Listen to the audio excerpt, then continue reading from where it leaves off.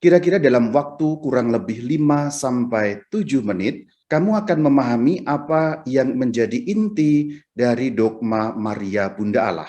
Jadi gereja Katolik mengakui iman seperti itu bukan kok mengunggul-unggulkan Maria. Salah kalau ada orang menganggap seperti itu, tidak begitu. Justru kita mengunggul-unggulkan Yesus Kristus. Karena gelar Bunda Allah bersumber dari pengakuan iman bahwa Sang Firman adalah Allah yang menjadi manusia melalui rahim Maria, dikandung, dilahirkan oleh Sang Perawan. Di luar Katolik kadang-kadang salah paham juga, yang mengatakan gereja Katolik terlalu mengunggul-unggulkan gelar untuk Maria, meninggi-ninggikan Maria, gelarnya kok ketinggian. Tidak ketinggian, karena gelar ini meninggikan baginda junjungan kita, Yesus Kristus.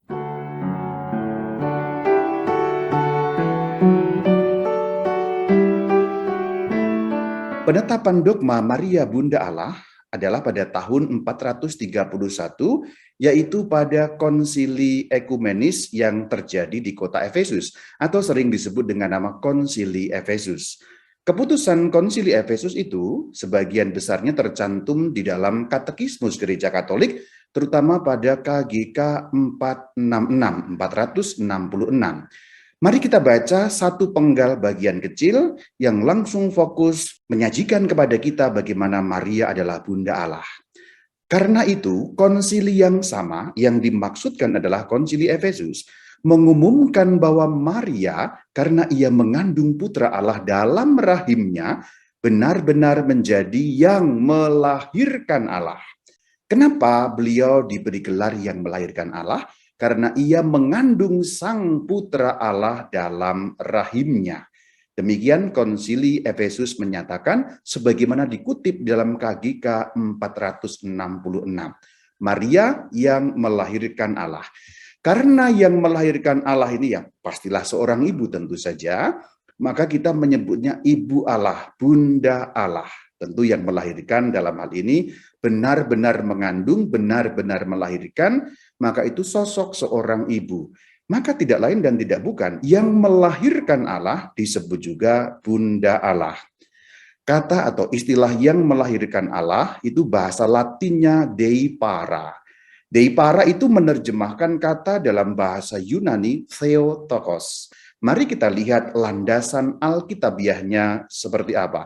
Apakah ini karang-karangan saja? Atau sesungguhnya ada landasan di dalam Alkitab? Mana ayatnya? Tukang tanya ayat, semoga puas dengan jawaban ini.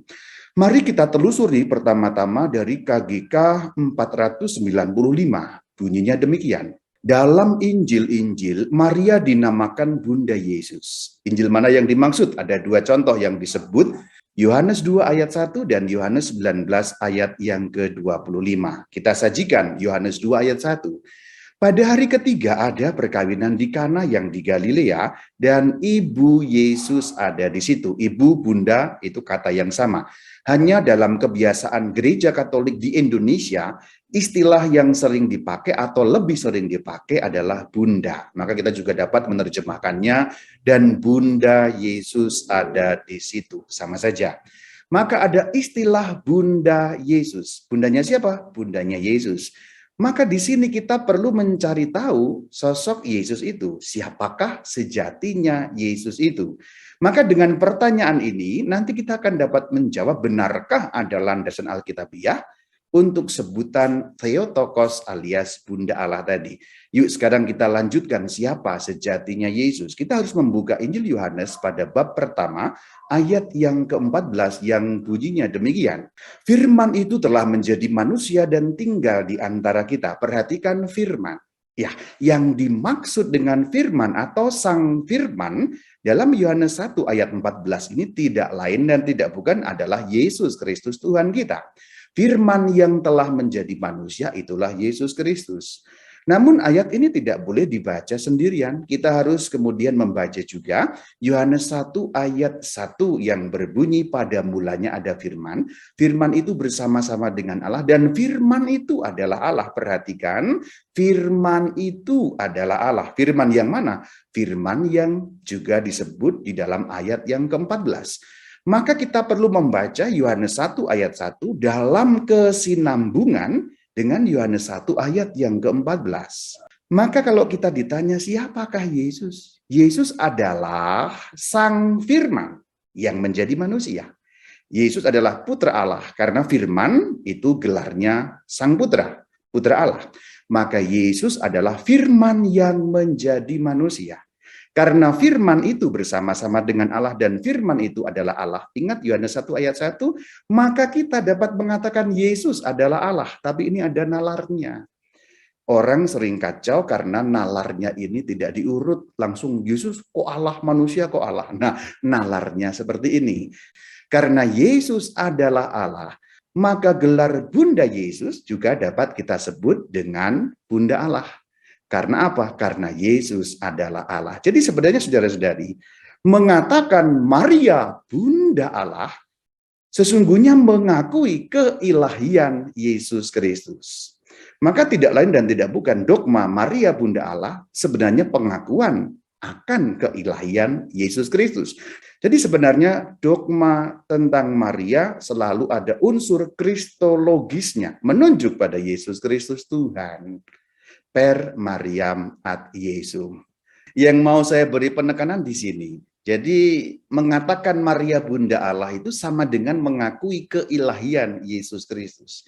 Maka sebenarnya dogma tentang Maria bukan demi Maria itu sendiri. Bukan. Tetapi tanda petik demi Yesus. Demi Yesus dalam arti pengakuan iman kita akan Yesus Kristus yang sungguh Allah, sungguh manusia itu. Maka kita mengatakan Maria Bunda Allah karena Yesus adalah Allah. Nah, menarik bukan? Jadi gereja Katolik mengakui iman seperti itu bukan kok mengunggul-unggulkan Maria. Salah kalau ada orang menganggap seperti itu, tidak begitu. Justru kita mengunggul-unggulkan Yesus Kristus. Karena gelar Bunda Allah bersumber dari pengakuan iman bahwa Sang Firman adalah Allah yang menjadi manusia melalui rahim Maria, dikandung, dilahirkan oleh Sang Perawan. Maka gelar itu sebenarnya sangat kristologis, sangat mengacu pada Yesus Kristus Tuhan. Banyak orang di luar Katolik kadang-kadang salah paham juga, yang mengatakan gereja Katolik terlalu mengunggul-unggulkan gelar untuk Maria, meninggi-ninggikan Maria, gelarnya kok ketinggian. Tidak ketinggian, karena gelar ini justru meninggikan baginda junjungan kita Yesus Kristus. Katakan amin, haleluya saudara, haleluya.